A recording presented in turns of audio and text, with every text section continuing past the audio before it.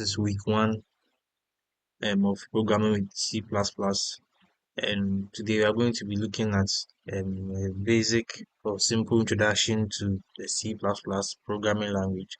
Now, the objectives of today's video, as I mentioned earlier on, we are only going to talk about the basics of the C++ language, why we should, you know, learn it. There are different between C and C++, object-oriented concepts of C++, and all that. So let's get right into it. So, um, first of all, C++, we need to know how it came about as a programming language. So the C++ was developed by John John Shostrup in 1979 and was initially known as, C with classes.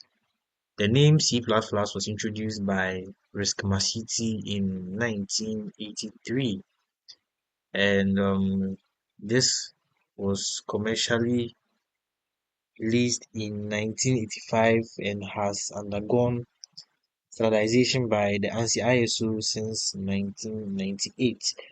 The evolution C++ built upon the C programming language, adding features that support object-oriented programming. So why should we use C++? We now know the key things. Visual Shashu created C++, but it was formerly known as C with classes, and Rick Masiti, coined it as C++ in 1983. So we now know how C++ came to be. Now, why should we use C++? Well, first of all, it is very efficient. So the efficiency of C++ is close to machine level programming, making it suitable for system level applications and also object-oriented programming. Since C++ supports object-oriented programming or object-oriented programming principles, it allows for better organization and management of our code. And also, it is a compiled language. C++ is compiled, which generally, results in faster execution compared to interpreted languages. And also, the portability of C++. Programs written in C++ can run on various platforms with minimal changes. So these are a few reasons why we need to use C++. Let's move on to object-oriented programming. First of all, what is object-oriented programming? Object-oriented programming is a programming language that implements object-oriented design. It is a programming language that you know implements object-oriented design. So any programming language that uses or implements object-oriented design is a object-oriented programming or object-oriented programming language. Um, let's move on to the fundamentals of object-oriented programming. The fundamentals of object-oriented programming. What is object-oriented programming really made up of? So we have data abstraction, data encapsulation, inheritance, and polymorphism. We will talk about one of each one of these. So with data abstraction, it deals with the creation of classes to describe objects. It deals with the creation of classes to describe objects. For encapsulation, it deals with the restricting access to certain components of an object, ensuring that the internal state of the object can only be modified through well-defined interfaces. So basically, it's like some kind of controlled access to object data. It's kind of security, feature or controlled access feature for object data or to object data. So that way, your code is not easily, you know, accessed by anyone. And we move on to inheritance. Inheritance simply means, or inheritance is a mechanism that allows a new class to inherit properties and behaviors from an existing class. Yes. So as a mechanism that allows a new class. By new class, we mean derived class, right? So it allows and a derived class to inherit properties and behaviors from an existing class. Also, the main purpose of inheritance is for code reuse. Yes, since it allows a new or a derived class to inherit properties or behaviors from an existing class, it paves way for code reuse. Polymorphism is also the ability to present the same interface for different underlying data types, allowing for flexibility in code execution. That is polymorphism. So polymorphism paves way for flexibility in code execution since it allows for the same interface to be used across different underlying data types. Now let's move on to a basic C++ program. This is the structure of a basic C++ program. Let me quickly write a code for it as we see here. So this is the structure of a basic C++ program. First have our preprocessor include, then IO stream. Sorry about that.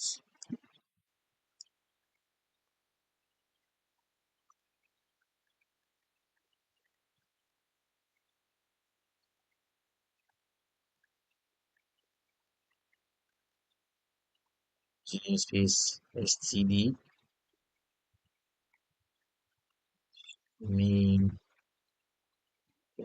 main main introduce this, yes, our brackets, then move down, introduce our curly braces, and we have the freedom to type anything we want, but just not anything we want. So we can simply start off by just prompting our console to print out a simple hello message. So see out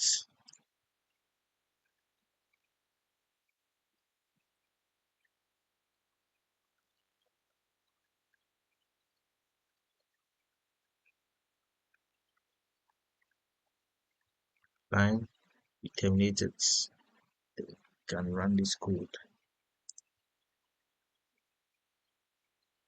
Oh, we misspelled the include. Okay, so we can go ahead to run this code. Let's correct these errors here. Let's correct these errors first. Okay, can go ahead to run this code. So as you can see, hello. So this is a basic C++ program. We just printed out hello. Now let's move on to the next chapter. So processing a C++ program. Processing a C++ program. So it's very simple. There's the editing phase, the pre-processing phase, the compiling phase, the linking phase, the loading phase, the execution phase. So we take each of them one by one. So the editing phase writes the source code using a text editor, right? The editing phase, that's when I write the code down using the text editor. Like the one I used, was code blocks. We have other text editors you can use, Visual Studio Code and all that. And then from the editing phase, move on to the pre-processing phase. So the pre-processing phase handles preprocessor directives. That is the line starting with hashtag. Let me take you back. This is a preprocessor. This hashtag include we have. Let me highlight it for you to see. This is a preprocessor, right? So the preprocessing phase handles the preprocessor directives, which prepares the code for compilation. Now move on to the next phase. That's the compiling phase. The compiling phase, or in the compiling phase, the compiler checks the code for syntax errors. Mind you, these text editors uh, used for C++, they have compilers. Some of them you'd have to install a compiler, but the one I use right now, CodeBlocks, already has a compiler inbuilt. So the compiler checks the code for syntax errors and translates it into machine code. And then after that, the next phase is the linking phase. The linker combines the object code with libraries and other resources to create an executable file. Then move on to the loading phase as well. So after the linker does its job, the loader places the executable program into the computer's memory for execution. Then, last but not the least, the execution phase. Over here, we all know what happens. The program runs, performing a task defined in the code. Let's move on to processes and threads. Processes and threads. Let's see. Processes. Okay, processes. Now, for processes and threads, we need to define what they are. So, a process is a program in execution, which includes the program code and its current activity.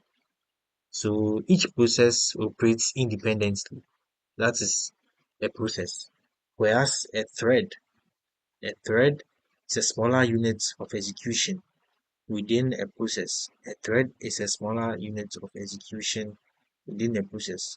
Multiple threads can run concurrently within a single process. Since a thread is a smaller unit of execution within a process, so we can have multiple threads running in a single process, allowing for efficient multitasking. So basically, that is it for the introduction to C++. That is basically all what we will discuss today for week one. See you in the next week, or see you on the next week.